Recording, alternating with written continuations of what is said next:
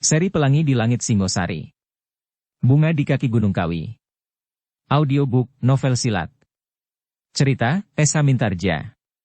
Bab 34. Akhirnya mereka sampai pada saat-saat yang akan menentukan perkelahian itu. Mereka telah memeras tenaga mereka habis-habisan. Kini mereka tidak lagi bertempur dengan kasar dan liar. Tetapi mereka seakan-akan dua panglima perang yang bertemu dalam satu pertempuran atau antara dua orang kesatria yang sedang berkelahi untuk mempertaruhkan kebesaran nama masing-masing. Dalam pada itu angin malam masih juga berhembus perlahan. Daun-daun perdu digerumbul-gerumbul di sekitar perkelahian itu bergerak-gerak dalam belayan malam yang lembut. Suaranya gemercik memilukan, seakan-akan mereka sedang merintih melihat perkelahian antara hidup mati dari dua orang yang menamakan diri masing-masing hantu padang karautan. Dalam saat-saat terakhir itu, mereka tidak dapat lagi menyembunyikan kedahsyatan ilmu-ilmu mereka masing-masing. Ilmu-ilmu itu tanpa mereka kehendaki, telah melancar dalam kedahsyatan perkelahian, karena keadaan mereka yang semakin lama menjadi semakin sulit. Libatan-libatan serangan lawan telah memaksa mereka masing-masing untuk mempergunakan ilmu puncak yang mereka miliki. Dengan demikian, maka mereka tidak lagi sekedar bertempur karena mereka masing-masing ingin mempertahankan gelar yang mereka perebutkan. Hantu Karautan. Namun mereka telah benar-benar dibakar oleh nyala dendam di dalam hati mereka masing-masing. Dalam pada itu, api di perapian semakin lama menjadi semakin besar juga. Onggokan kayu yang begitu saja ditimbun di atasnya kini telah menyala seluruhnya, sehingga tempat di sekitar perkelahian itu menjadi semakin terang. Api itu ternyata tidak saja menerangi tempat di sekitarnya, namun nyalanya lepas sampai ke tempat yang jauh. Seperti juga hantu berkuda itu melihat api dari kejauhan dan mendekatinya, maka tiba-tiba orang-orang yang berada di dekat perapian itu sekali lagi terkejut. Kedua hantu yang sedang bertempur itu pun terkejut pula, sedang ketiga anak-anak muda Panawijen hampir tidak tahu apakah yang dirasakannya atas peristiwa-peristiwa yang terjadi kemudian. Dalam keremangan cahaya bulan, dan di sela-sela dering senjata beradu, sekali lagi bergemalah suara derap kaki kuda. Mau tidak mau hantu yang sedang bertempur itu berusaha untuk melihat siapakah yang datang mengganggu perkelahian itu. Sebenarnya lah dari kejauhan mereka melihat seekor kuda berpacu cepat sekali mendatangi mereka. Debu yang putih melontar naik ke udara. Rupa-rupanya api yang menyala itu telah menarik perhatian penunggangnya. Tanpa dikehendaki sendiri, maka pertempuran itu mengendur sesaat. Mereka bersama-sama ingin melihat siapakah yang baru datang itu. Apakah orang itu juga akan mengaku hantu padang karautan dan akan turut serta bertempur di antara mereka, atau orang lain yang hanya tertarik oleh nyala api itu saja? Demikian penunggang kuda itu semakin dekat, maka dada kedua hantu yang bertempur itu menjadi semakin berdebar-debar. Orang berkuda, itu adalah seorang yang berpakaian lengkap sebagai seorang pelayan dalam istana Tumapel. Pelayan dalam itu agaknya terkejut pula melihat perkelahian di padang rumput karautan. Karena itu, maka segera ia memacu kudanya semakin cepat. Ketika pelayan dalam istana itu sudah semakin dekat, tiba-tiba terdengar salah seorang hantu itu melengking. "Heh, apa kerjamu di sini?"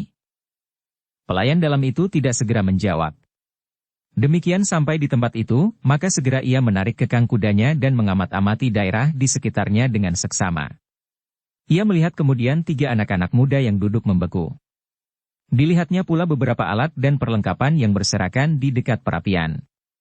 Dan dilihatnya pula kedua hantu yang berpakaian aneh-aneh. Kehadiran penunggang kuda itu benar mempengaruhi perasaan kedua hantu yang sedang bertempur itu. Namun hantu gila tiba-tiba berteriak sambil meluncurkan ujung pedangnya. "Jangan hiraukan kehadirannya. Marilah kita selesaikan persoalan kita. Akulah hantu padang karautan." Hantu yang datang berkuda terkejut. Namun segera ia berhasil menguasai dirinya. Dengan cepatnya ia menghindari serangan itu, dan dengan cepatnya pula ia telah melibatkan diri dalam perkelahian yang semakin sengit. Senjata-senjata mereka berputar dengan dahsyatnya, melontarkan udara maut. Dari mata mereka memancar dendam yang tiada taranya satu sama lain, sehingga seakan-akan hanya mautlah yang dapat menghentikan perkelahian itu. Penunggang kuda yang berpakaian seorang pelayan dalam itu, melihat perkelahian kedua hantu itu dengan seksama. Sekali-sekali tampak keningnya berkerut, namun sekali tampak wajah itu menjadi tegang. Perlahan-lahan ia meloncat turun dari kudanya dan berjalan mendekati titik perkelahian itu. Sebuah pedang yang besar tergantung di sisi tubuhnya dalam sarungnya yang putih gemerlap. Hantu yang gila itu tiba-tiba berteriak nyaring. "Heh, pedang kalian berdua mirip benar bentuk dan sarungnya." Hantu berkuda itu menggeram. Tetapi ia tidak menjawab, sedang penunggang kuda yang datang itu mengerutkan keningnya. Dicobanya untuk menangkap setiap gerak yang terlontar dan setiap ilmu yang memancar dari kedua hantu itu. Tetapi orang itu belum berbuat sesuatu. Hanya kadang-kadang tampak tangannya meraba-raba hulu pedangnya. Tetapi kembali kedua tangannya tergantung lepas di sisi tubuhnya. Namun ketika sekali lagi terpandang olehnya ketiga anak-anak muda yang ketakutan itu, maka kembali dahinya berkerut-kerut. Perlahan-lahan ia berjalan mendekatinya sambil bertanya. "Hei, siapakah kalian bertiga?" Ketiga anak-anak muda itu memandanginya dengan wajah kosong.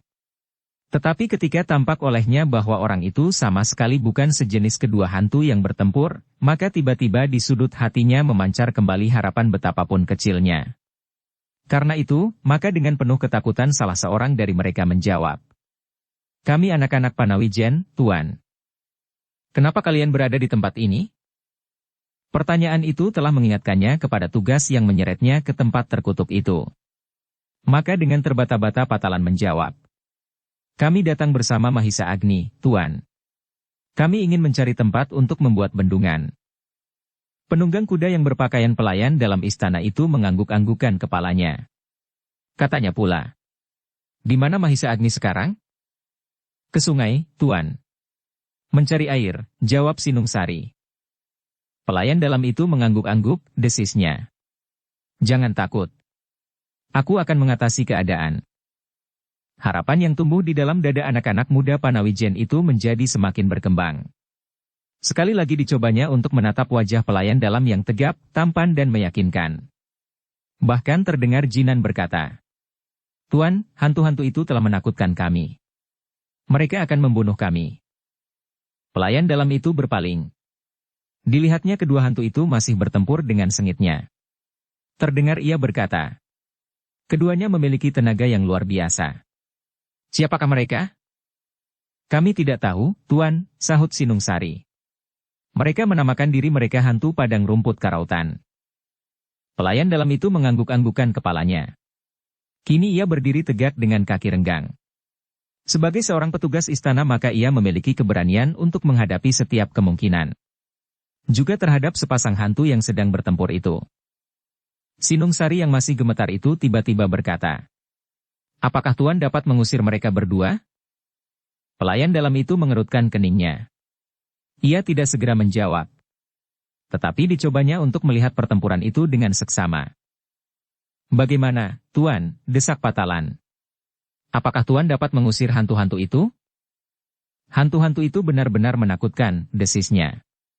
"Tetapi jangan takut. Mudah-mudahan ia tidak akan berbahaya bagiku." Ketiga anak-anak muda Panawijen itu menjadi agak tenang. Setidak-tidaknya mereka akan mendapat perlindungan dari pelayan dalam ini.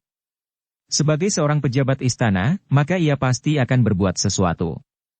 Bukankah ia seorang yang perkasa menilik sikap dan ketenangannya? Sementara itu, ketiga anak-anak muda itu masih mengharap kehadiran Mahisa Agni. Mungkin bersama-sama Mahisa Agni, maka pelayan dalam itu akan dapat mengalahkan kedua hantu itu. Atau salah satu di antaranya sesudah yang lain dikalahkan oleh hantu itu sendiri. Sekali-sekali ketiga anak muda itu memandangi tebing sungai yang kelam dan ditutupi oleh rimbunnya dedaunan. Di sana tadi Mahisa Agni menghilang. Dan dari sana pula mereka mengharap Mahisa Agni akan muncul. Tetapi Mahisa Agni itu tidak segera datang kembali. Sungai itu tebingnya terlalu curam. Memang agak terlalu sulit untuk menuruni dan kemudian mendaki tebing itu di malam hari. Namun beruntunglah ketiga anak-anak muda itu, bahwa tiba-tiba hadir di padang rumput ini seorang pejabat dari istana. Kedua hantu itu masih bertempur dengan dahsyatnya. Bahkan semakin lama semakin sengit. Hantu yang berkuda itu kini tidak lagi melontar-lontarkan dirinya, dan hantu gila itu sudah tidak melonjak-lonjak lagi sambil memekik-mekik. Mereka bertempur dengan serunya, sebagai sepasang burung elang yang berlaga di udara. Sambar menyambar, patuk mematuk dengan ujung-ujung senjata masing-masing. Namun semakin lama pelayan dalam itu melihat, bahwa hantu yang datang berkuda, semakin lama menjadi semakin sulit. Ia terpaksa beberapa kali melontar mundur, dan seolah-olah sudah tidak mendapat kesempatan lagi untuk menyerang hantu itu, hanya mampu bertahan dan menghindar. Pelayan dalam itu mengangguk-anggukan kepalanya, seakan-akan ia sudah dapat menemukan siapakah yang akan memenangkan pertempuran itu. Bahkan ia sedang menilai kesaktian keduanya. Tetapi tiba-tiba pelayan dalam itu tersenyum.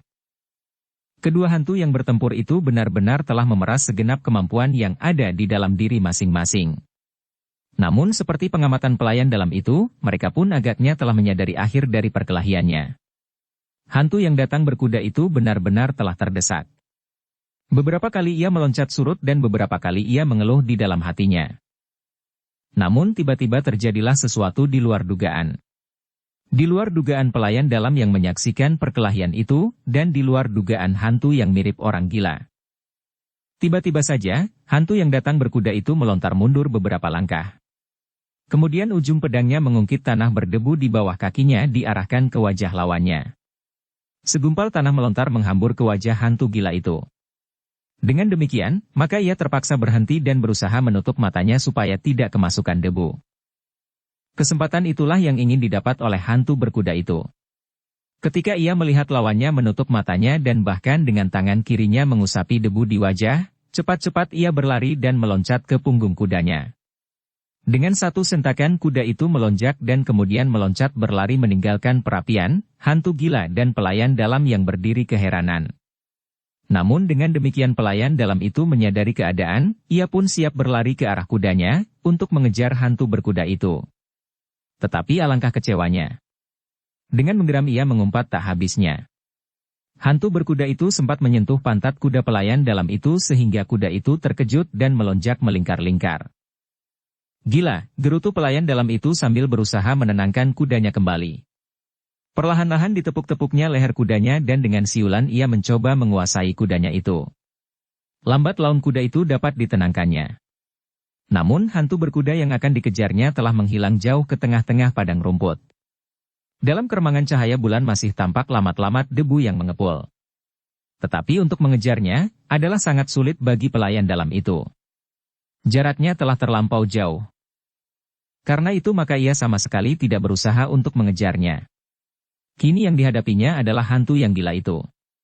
Hantu yang rambutnya terurai dan sama sekali tidak mempergunakan secarik kain pun kecuali hanya celananya yang disangkuti dedaunan dan sulur-sulur perdu. Sesaat mereka berdiri dengan tegangnya. Hantu gila itu masih menggenggam pedangnya. Selangkah ia maju, dan sambil tertawa ia berkata melengking. Kenapa tidak kau kejar orang yang mencoba menamakan diri hantu karautan itu? Pelayan dalam itu tertawa. Wajahnya kini sudah tidak tegang lagi.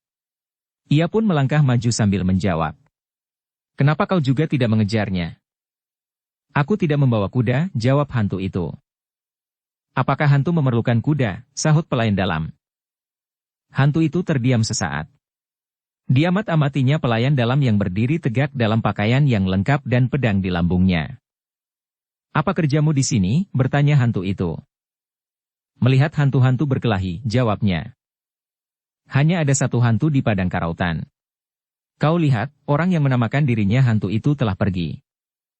Itulah yang ingin aku ketahui. Siapakah yang sebenarnya hantu karautan? Kau atau yang terpaksa lari berkuda itu? Hantu itu ragu-ragu sejenak. Ditatapnya wajah pelayan dalam itu dengan seksama. Baru kemudian terdengar jawabnya melengking. Akulah hantu karautan. Pelayan dalam itu mengangguk-anggukan kepalanya. Kemudian katanya. Apa yang akan kau lakukan sekarang sesudah orang yang menamakan hantu itu pergi? Kembali hantu itu ragu-ragu sejenak. Kemudian dipalingkannya wajahnya memandangi ketiga anak-anak muda Panawijen yang ketakutan itu. Namun kini hati mereka telah agak tenteram. Sebab mereka akan dapat mencari perlindungan kepada pelayan dalam yang perkasa dan meyakinkan itu. Meskipun demikian ketiga anak-anak muda itu terkejut bukan buatan ketika hantu itu menjawab. Aku kini akan menikmati kemenanganku. Pelayan dalam itu mengerutkan keningnya, kemudian terdengar ia bertanya. Apakah yang kau dapatkan dari kemenangan itu? Ketiga anak-anak muda itu akan menjadi korbanku. Korban hantu karautan. Sekali lagi pelayan dalam itu mengerutkan keningnya, dan sekali lagi hati ketiga anak muda Panawijen menjadi berdesir. Apa yang akan kau lakukan? Hantu Karotan itu memiringkan kepalanya. Kemudian dengan suara melengking ia menjawab. Menghisap darahnya. Tuan, terdengar Sinungsari memekik kecil. Tolonglah kami. Pelayan dalam itu menarik nafas. Sekali dipandangnya wajah ketiga anak-anak muda yang ketakutan. Ketiga anak-anak muda itu menggigil ketika ia mendengar pelayan dalam itu berkata. Nah, hantu itu tinggal satu. Apakah kalian bertiga tidak berani melawannya?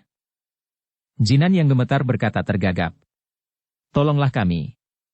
Kami tidak pernah berkelahi. Apalagi melawan hantu. Jangan banyak bicara, teriak hantu gila itu.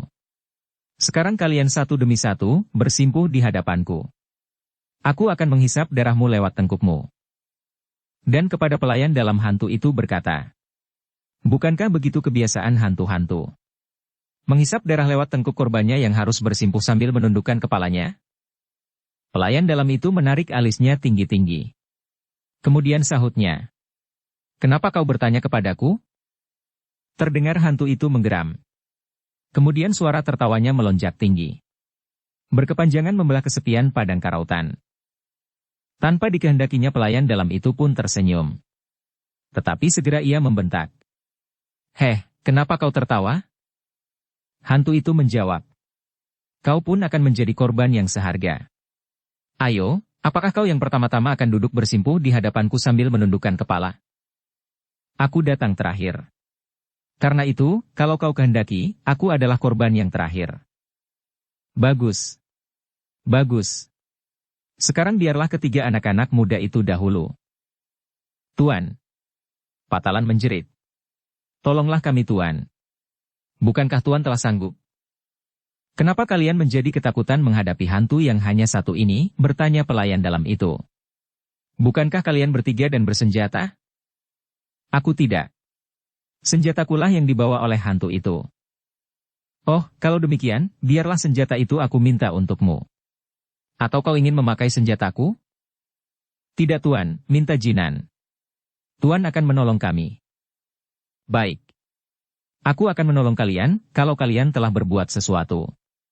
Karena itu, lawanlah hantu itu, nanti kalau kalian ternyata tidak mampu, biarlah aku melawannya. Ketiga anak-anak itu terdiam. Namun tubuhnya menggigil karena ketakutan. Hanya sorot mata merekalah yang berbicara. Mohon belas kasihan pelayan dalam yang perkasa itu. Bagaimana? Bertanya pelayan dalam itu.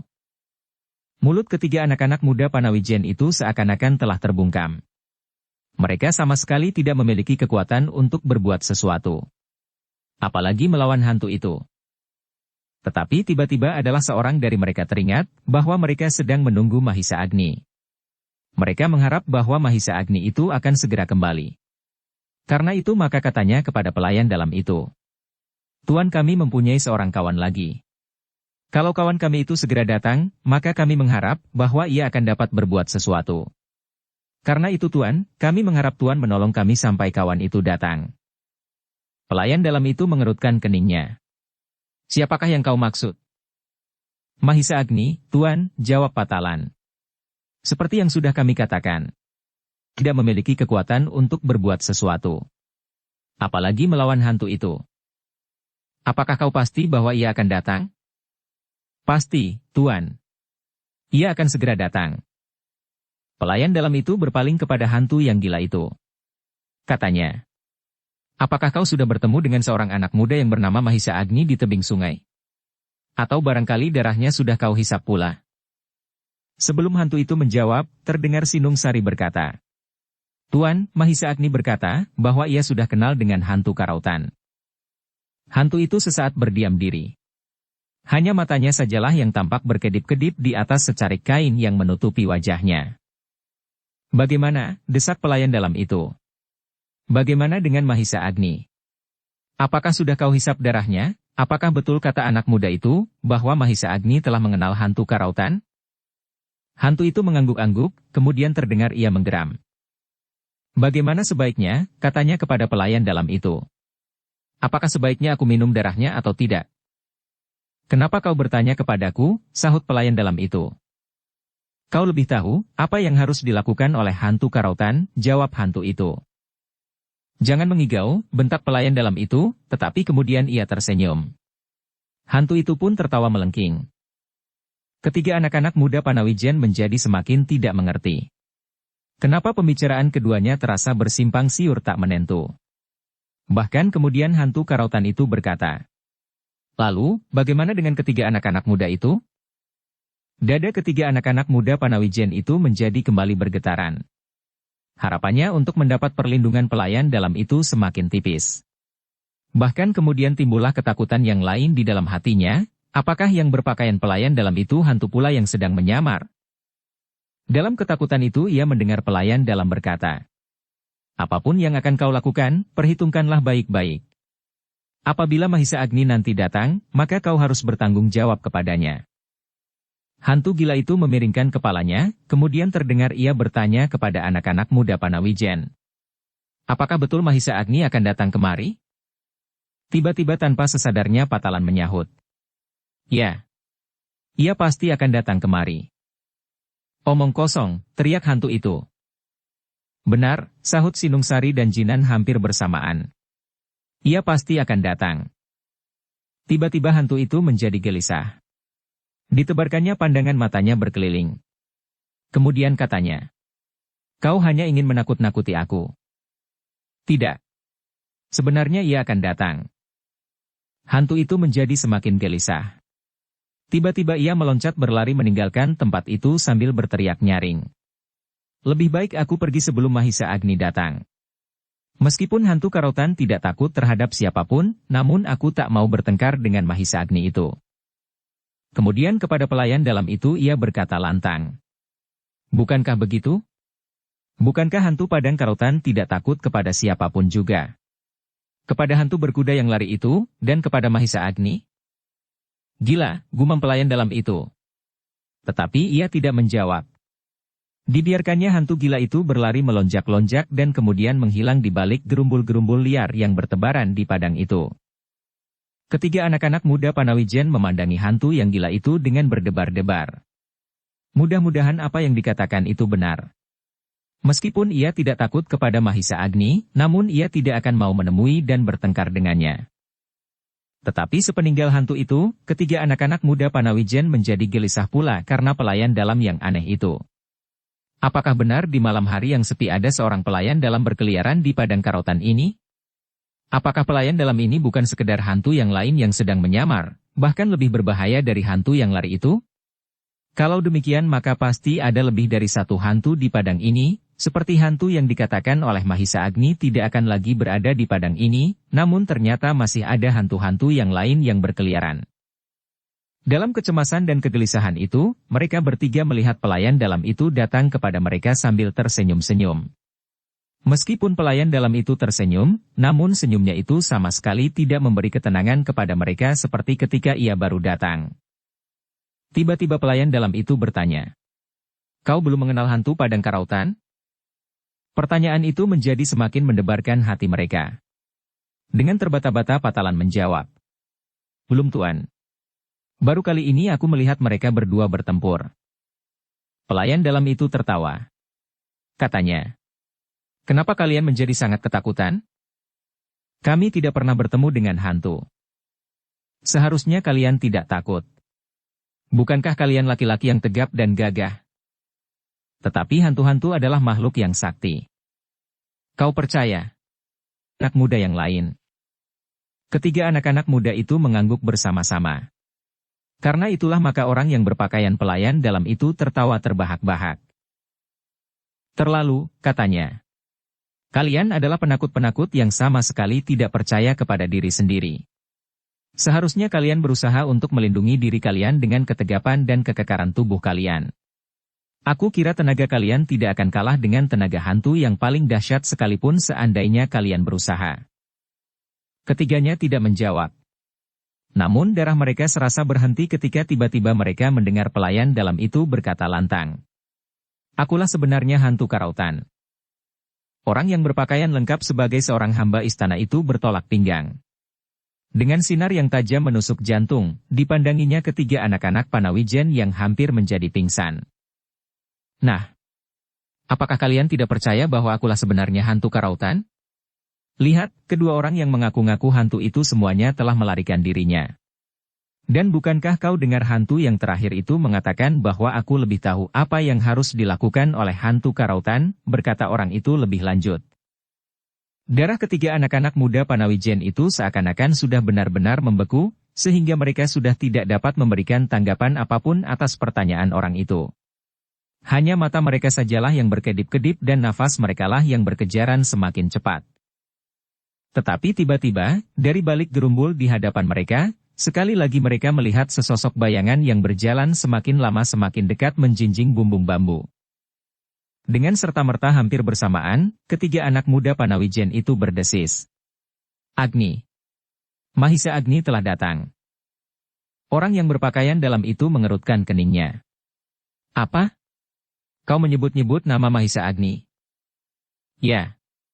Mahisa Agni telah datang, jawab mereka bersamaan.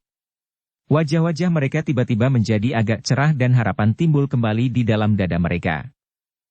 Sebenarnya orang yang datang itu adalah Mahisa Agni. Orang yang berpakaian hamba istana dan menamakan diri hantu karautan pula itu pun berpaling. Ia pun segera melihat Mahisa Agni berjalan ke arah mereka. Semakin lama semakin dekat. Itukah yang kau sebut Mahisa Agni, geram pelayan dalam itu? Ya. Pelayan dalam itu menarik nafas dalam-dalam. Dipandangnya sosok tubuh yang semakin dekat itu. Mahisa Agni, yang berjalan dengan tenangnya, segera sampai pula di antara anak muda Panawijen yang masih menggigil ketakutan. Dengan heran Mahisa Agni memandang wajah-wajah mereka, sehingga kemudian ia bertanya. Kenapa kalian menggigil seperti orang kedinginan? Sinung Sari menunjuk kepada orang yang berpakaian pelayan dalam itu sambil berkata gemetar. Hantu karautan.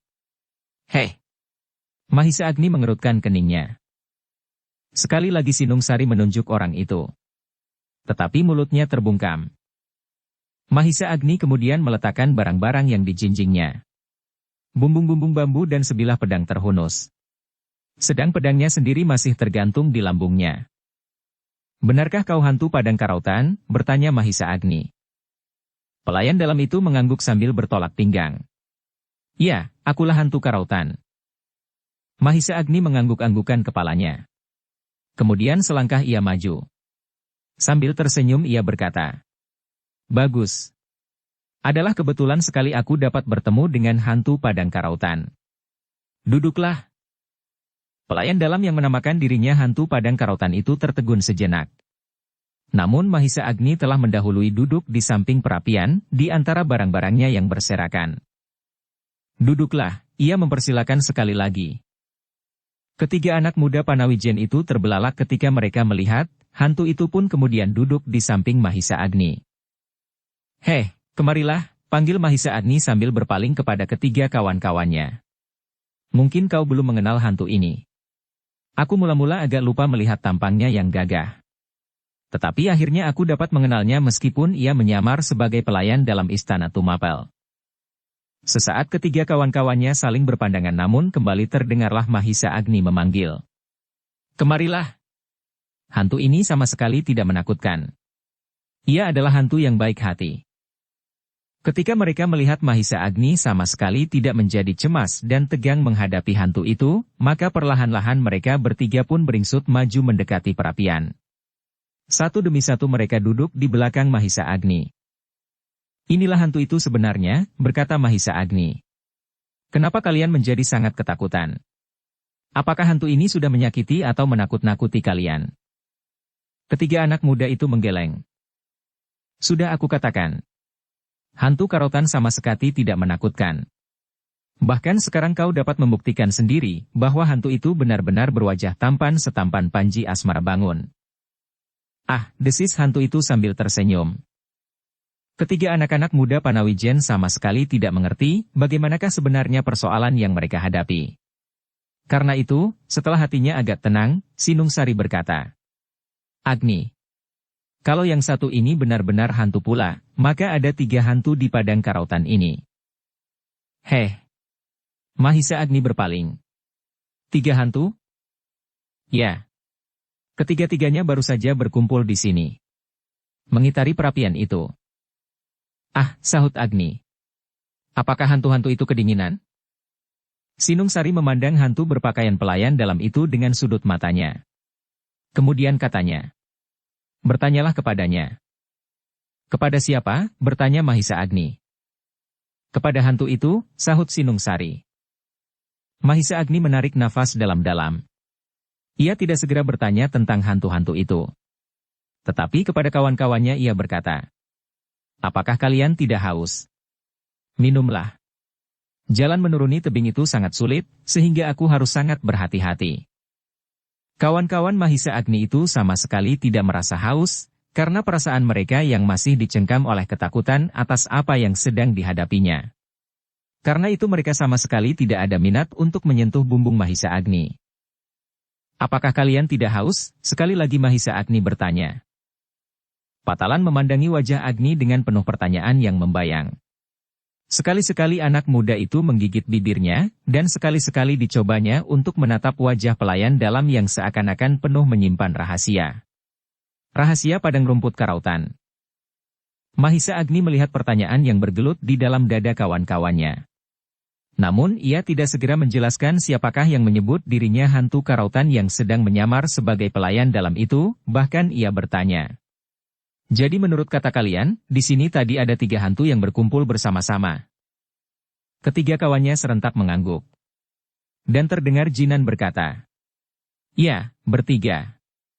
Satu di antaranya adalah yang masih tinggal itu. Mahisa Agni mengangguk-anggukan kepalanya. Apakah yang mereka kerjakan di sini? Bertanya Agni pula. Yang 2 saling berkelahi. Yang 1 itu datang kemudian, sahut Jinan. Lupakanlah hantu yang 2 itu.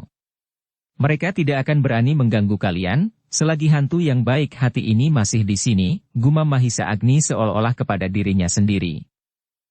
Tetapi gumam itu masih belum menjawab pertanyaan yang bergelut di dalam dada anak-anak muda Panawijen itu. Sehingga akhirnya Sinung Sari bertanya perlahan-lahan. Bagaimana Agni? Apakah kau tidak bertanya kepadanya tentang kedua hantu yang lain itu? Mahisa Agni mengangguk. Baik, jawabnya. Tetapi apakah kalian tidak ingin mendengar nama hantu yang satu ini? Anak-anak muda Panawijen itu saling berpandangan, memang hantu-hantu pun biasanya memiliki sebuah nama. Karena itu, maka serentak mereka menyahut. Ya. Mahisa Agni menarik nafas dalam-dalam. Ia melihat hantu yang berpakaian lengkap sebagai seorang hamba istana itu tersenyum sambil berdesah. Ah! Ada-ada kau ini Agni. Bukankah kau hantu padang ini, hantu yang berhak mendapat segala macam gelar untuknya? Hantu yang tampan. Hantu yang mengerikan, menakutkan dan sekarang hantu yang baik hati? Bukan hantu-hantu yang lain-lain. Sekehendakmu lah, sahut pelayan dalam itu. Nah, dengarlah, berkata Mahisa Agni. Bukankah sudah aku katakan bahwa aku sudah mengenal hantu karautan yang sebenarnya ini? Kalau ada hantu-hantu yang lain, maka hantu-hantu itu pasti bukan hantu yang sebenarnya. Hantu yang sebenarnya tidak akan membiarkan darahnya menjadi sumber malapetaka. Karena itu sebagaimana kau lihat, hantu ini hadir pula di sini menyelamatkanmu. Sebab hantu-hantu yang lain itu pun telah pergi. Jantung Jinan, Patalan dan Sinung Sari menjadi berdebar-debar. Mereka ingin segera tahu nama hantu yang tampan itu. Tetapi mereka tidak bertanya, seakan-akan mereka takut kalau pertanyaannya tidak menyenangkan hati hantu itu. Mahisa Agni pun kemudian meneruskan. Bukankah kau ingin tahu nama hantu itu? Baiklah. Dengar, namanya Ken Arok. Ketiga anak-anak muda Panawijen itu mengerutkan keningnya. Terasa sesuatu berdesir di dalam dada mereka. Ken Arok. Namun namanya itu masih asing bagi mereka. Mahisa Agni sejenak berdiam diri. Ia ingin melihat getaran apakah yang timbul di dalam dada kawan-kawannya itu setelah mereka mendengar nama hantu itu. Namun Mahisa Agni hanya melihat wajah-wajah itu berkerut. Sesudah itu tidak ada tanggapan apapun lagi. Ternyata kawannya belum pernah mendengar nama Ken Arok. Nama itu akan sama artinya bagi kawan-kawannya apabila ia menyebut nama yang lain. Witantra misalnya, atau Mahendra atau Kebo Ijo atau siapapun. Sebab nama-nama itu pun pasti belum pernah mereka dengar. Tetapi apabila Mahisa Agni menyebutkan nama hantu berkuda yang melarikan diri itu, pastilah mereka akan terkejut sekali. Ken Arok sendiri menarik nafas dalam-dalam ketika sama sekali tidak tampak persoalan-persoalan yang tumbuh karena namanya. Mula-mula ia menjadi bimbang. Mungkin namanya sudah dikenal oleh ketiga anak-anak muda itu dahulu sebagai orang buruan, sebelum ia bersembunyi di padang karautan. Dan menyebut dirinya dan disebut orang hantu padang karautan. Bukankah sekarang telah kalian saksikan sendiri, berkata Mahisa Agni, bahwa hantu karautan adalah hantu yang baik hati. Dan seandainya ada hantu-hantu yang lain, maka hantu-hantu yang lain dan jahat itu sama sekali bukan hantu karautan. Siapakah mereka itu? Perlahan-lahan terdengar Sinung Sari bertanya. Hantu tiruan, sahut Agni cepat-cepat. Dan bukankah nyata bahwa tak ada satupun dari mereka yang berani melawan hantu ini? Ketiga anak muda itu mengangguk-angguk. Hantu ini pun kini telah menjelma menjadi seorang manusia biasa. Ia sama sekali tidak sedang menyamar sebagai pelayan dalam istana Tumapel. Tetapi ia benar-benar menjadi pelayan dalam. Ketiga anak-anak muda itu menjadi beragu sejenak. Mereka tidak dapat mengerti bagaimana seorang pelayan dalam istana itu sebenarnya adalah hantu.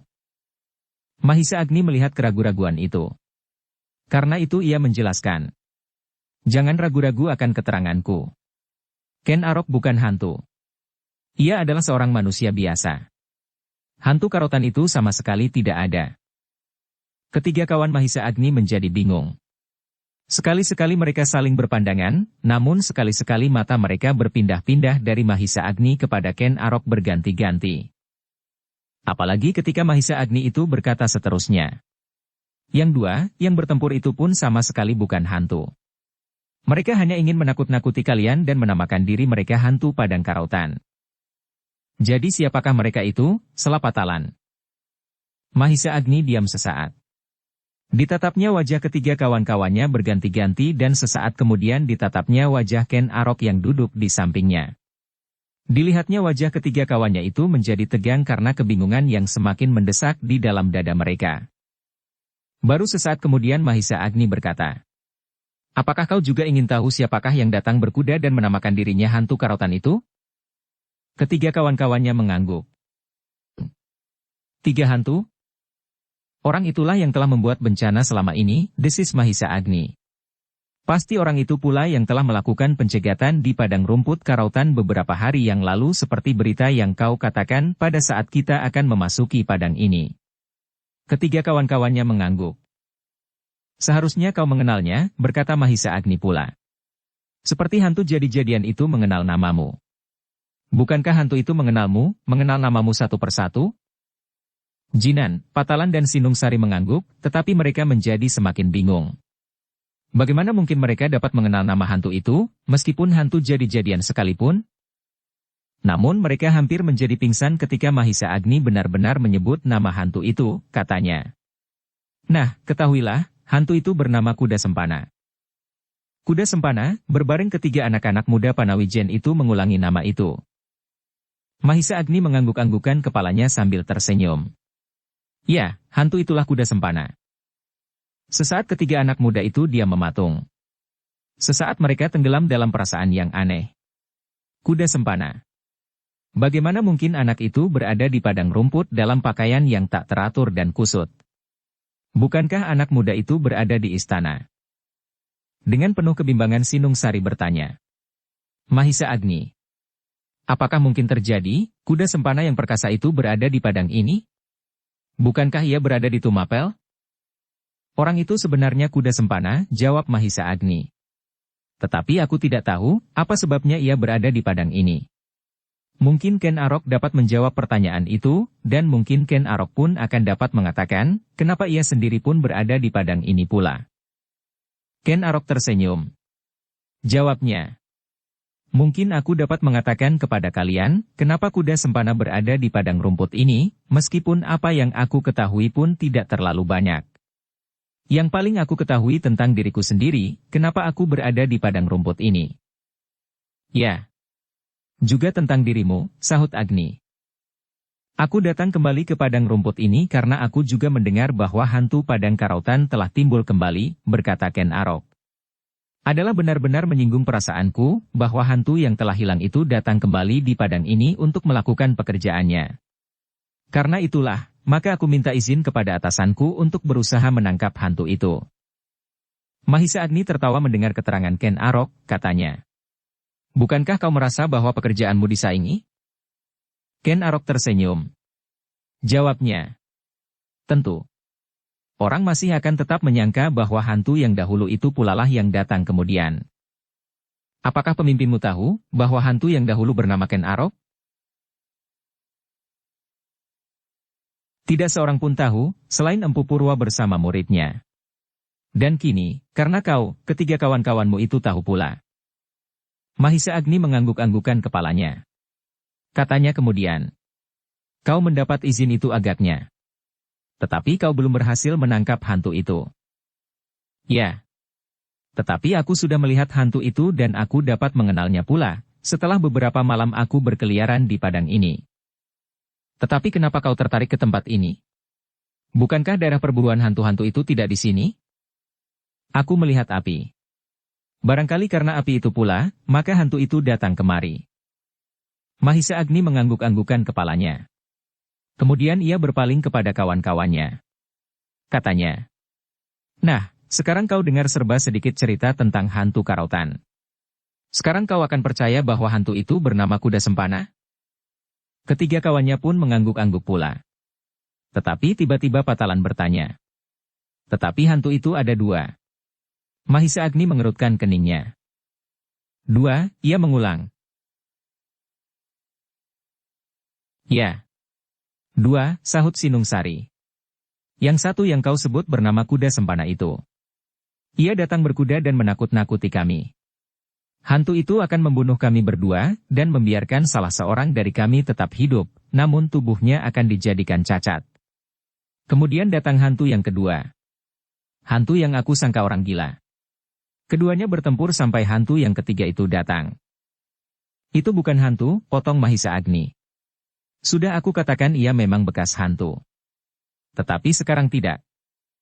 Ken Arok tersenyum, dan Sinungsari membetulkan kata-katanya. Ya. Maksudku tuan yang bernama Ken Arok itu datang. Dan tuan itu pun tahu, bahwa memang ada hantu yang lain selain Kuda Sempana. Mahisa Agni mengangguk-anggukan kepalanya berkali-kali seakan-akan ia mencoba untuk mengetahui dengan pasti kata-kata Sinungsari itu, bahwa ada hantu lain yang telah datang di tempat ini. Hantu yang menurut Sinungsari adalah hantu yang mirip dengan orang gila. Tetapi Mahisa Agni tidak menjawab pertanyaan kawannya itu. Bahkan kemudian ditatapnya gerumbul-gerumbul di kejauhan dan kemudian ditatapnya pula bulan yang berwarna kekuning-kuningan, di belakang awan tipis yang mengalir dengan lesu ke tenggara. Suasana di padang rumput itu sejenak dicengkam oleh kesenyapan. Masing-masing terdiam sambil memandang api di perapian yang telah padam. Hanya bara-bara kayunya sajalah yang masih memancar kemerahan. Yang terdengar kemudian adalah Mahisa Agni menarik nafas dalam-dalam. Kemudian ia berdiri mengambil beberapa potong bekal makanannya dan kemudian ditaruhkan di hadapan Ken Arok, katanya. Apakah kau juga mau makan makanan pedesaan seperti ini? Ken Arok tersenyum. Diambilnya sepotong makanan dan langsung dimasukkan ke dalam mulutnya. Jinan, Patalan dan Sinungsari memandangi mereka berdua dengan penuh kebimbangan. Seakan-akan ada sesuatu yang tersimpan di dalam diri mereka. Sebuah rahasia yang tidak mereka mengerti. Demikian desakan keinginan mereka untuk mengetahui, maka sekali lagi Sinungsari bertanya perlahan-lahan. Agni, kau belum menjawab pertanyaanku. Mahisa Agni berpaling. Tampaklah keningnya berkerut. Jawabnya. Tak ada yang menarik yang dapat kau ketahui dari hantu-hantuan itu. Yang perlu kau ketahui sudah aku katakan. Yang ada di sini sekarang inilah yang dahulu bernama hantu karautan, meskipun itu pun hanya hantu jadi-jadian. Ia adalah seorang manusia biasa, seperti aku, seperti kalian. Dan hantu yang datang berkuda itu adalah Kuda Sempana. Juga seorang manusia biasa. Seperti aku, seperti kalian. Itulah yang penting. Yang lain-lain sama sekali tidak ada hubungannya dengan kalian dan kalian pasti tidak akan mengenalnya. Patalan mengerutkan dahinya. Mungkin ia belum mengenal hantu yang gila itu. Tetapi ia masih juga berkeinginan untuk mendengar serba sedikit tentang hantu-hantuan itu. Maka katanya. Tetapi ia datang juga kemari dan menamakan dirinya hantu padang karautan, bahkan dapat mengalahkan kuda sempana. Atau barangkali Tuan sudah mengenalnya, bertanya Patalan kepada Ken Arok. Sudah, sahut Ken Arok sambil tersenyum. Aku mengenalnya menilik caranya memutar pedang dan melontarkan kakinya. Ah, desah Mahisa Agni. Terlalu banyak yang ingin kau ketahui Patalan. Jangan menyebut-nyebut tentang dirinya. Mungkin ia akan datang lagi dan mengganggu kalian. Bukankah sekarang kau ada di sini dan Tuan Ken Arok, yang berhak mendapat sebutan hantu karautan itu ada pula? Sebenarnya aku sama sekali tidak berbangga atas sebutan itu, sahut Ken Arok. Oh, maafkan kami, potong Patalan cepat-cepat. Aku tidak apa-apa. Tetapi mungkin sebutan itu akan sangat menyenangkan bagi hantu-hantuan itu. Tetapi siapakah dia, desak Sinung Sari pula. Sekali lagi Ken Arok tersenyum. Senyum yang memancarkan rahasia yang justru menjadikan ketiga anak-anak muda Panawijen semakin ingin tahu. Hantu yang satu itu, berkata Ken Arok, adalah yang lebih dekat dari kalian. Ia adalah Bahureksa Panawijen. Ketika anak-anak muda Panawijen itu mengerutkan keningnya. Bahureksa Panawijen. Apakah artinya? Ken Arok ini tertawa kecil. Dipandanginya wajah Agni yang berkerut. Bahkan Ken Arok itu berkata pula. Kau tahu Bahureksa Panawijen? Ia lebih dahsyat dari hantu karautan. Sinung Sari mengangguk-angguk. Tetapi ia melihat Ken Arok masih tertawa, sehingga katanya. Bagaimanakah sebenarnya? Ken Arok itu kemudian bertanya kepada Patahan. Heh, di mana pedangmu? Patalan terkejut mendengar pertanyaan itu. Dengan serta-merta ia menjawab. Diambil hantu yang mirip dengan orang gila itu. Ken Arok mengangguk-angguk. Kemudian ia beringsut beberapa langkah maju. Ketika ia meraih sesuatu di hadapan Mahisa Agni, maka katanya. Apakah ini pedangmu? Patalan menjadi heran. Pedang itu sudah berada di dekat perapian. Iya, katanya. Timu, sahut Agni. Ken Arok meneruskan. Kau lihat siapakah yang membawa pedang ini kembali? Patalan menjadi bingung. Tiba-tiba ia teringat bahwa ketika Mahisa Agni datang, ia menjinjing pedang. Bukan pedangnya sendiri, karena pedang itu masih berada di dalam sarungnya. Agni, teriak Patalan. Kau yang membawa pedangku kembali? Ya, jawab Agni. Aku berjumpa dengan hantu itu. Dan menitipkannya pedang itu kepadaku. Ken Arok kini tertawa keras-keras. Hampir-hampir tak dapat ditahannya lagi. Di sela-sela derai tertawanya terdengar ia berkata. Kenapa hantu itu tidak memakai kain dan memakai daun perdu untuk menutupi celananya? Heh! Untunglah tidak ada yang gatal pada daun-daun itu. Kalau ada kalian akan cepat mengetahui siapakah yang sibuk menggaruk-garuk tubuhnya. Itulah hantu gila itu.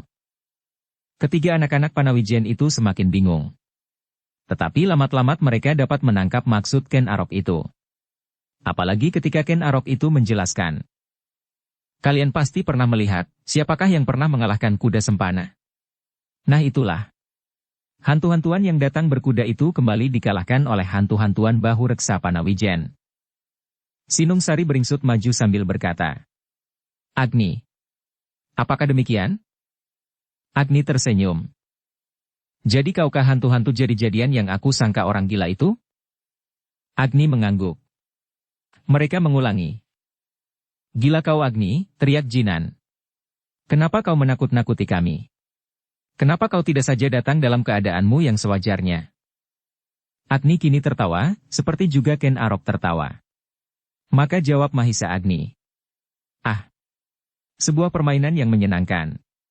Aku ingin tahu, siapakah sebenarnya hantu karautan yang baru itu. Aku ingin mengetahuinya tanpa ia mengetahui aku, sebab aku yakin bahwa hantu itu pasti bukan hantu yang sebenarnya. Bukan hantu yang lama. Wajah ketiga anak-anak muda Panawijen tiba-tiba menjadi merah. Mereka merasa malu sekali pada diri mereka sendiri.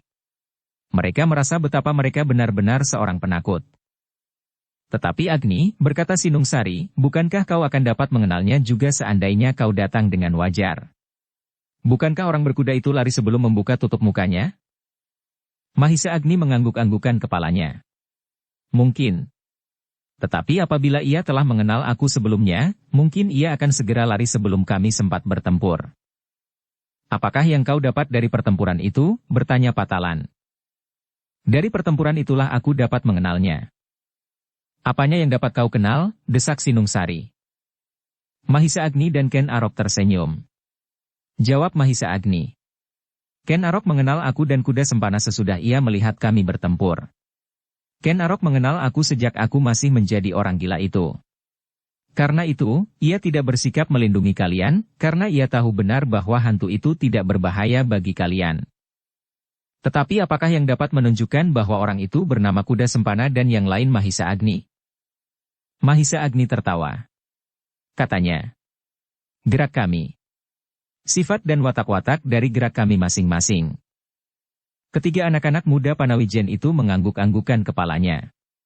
Pengenalan itu berada di luar kemampuannya, karena mereka sama sekali tidak mengenal ilmu gerak. Meskipun demikian Sinungsari masih saja menggerutu dengan jengkelnya. Tetapi Agni, setelah kuda sempana pergi, kau masih juga menakut-nakuti kami. Apakah maksudmu? Mahisa Agni tertawa semakin keras. Jawabnya. Aneh.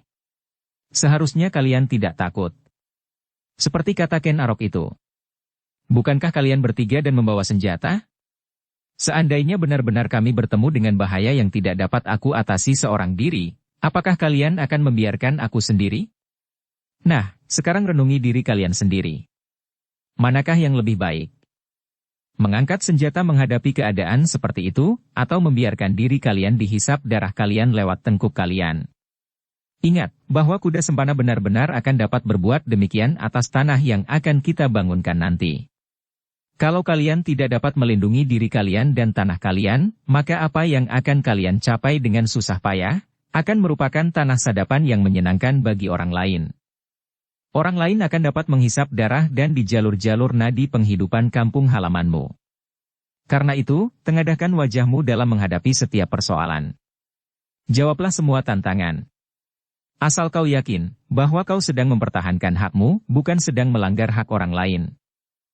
Jinan, Patalan dan Sinungsari menundukkan kepalanya. Kembali wajah-wajah mereka dijalari oleh warna-warna merah karena sindiran-sindiran yang tepat itu.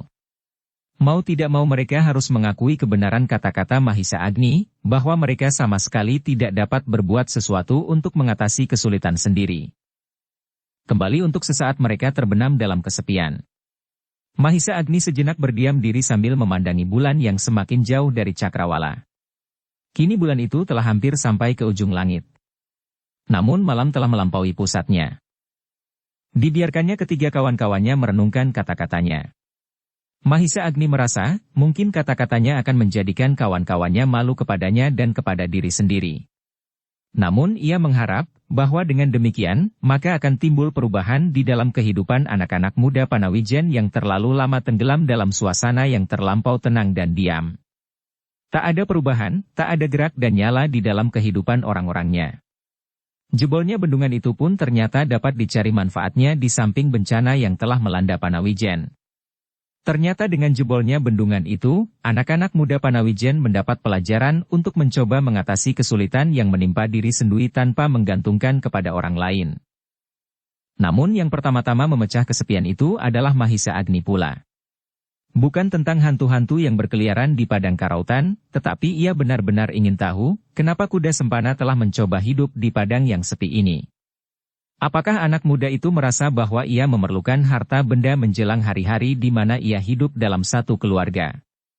Mungkin kuda sempana merasa perlu untuk membuat istrinya bahagia dengan menyimpan harta benda yang berlebihan sebagai keseimbangan cara yang ditempuhnya sewaktu mengambil istrinya itu. Atau barangkali Ken Dedes mempunyai permintaan-permintaan sehingga kuda sempana terpaksa berbuat demikian merampok dan menyamun? Bersambung ke bab 35. Dukung kami dengan subscribe, follow, like, komen dan share. Terima kasih.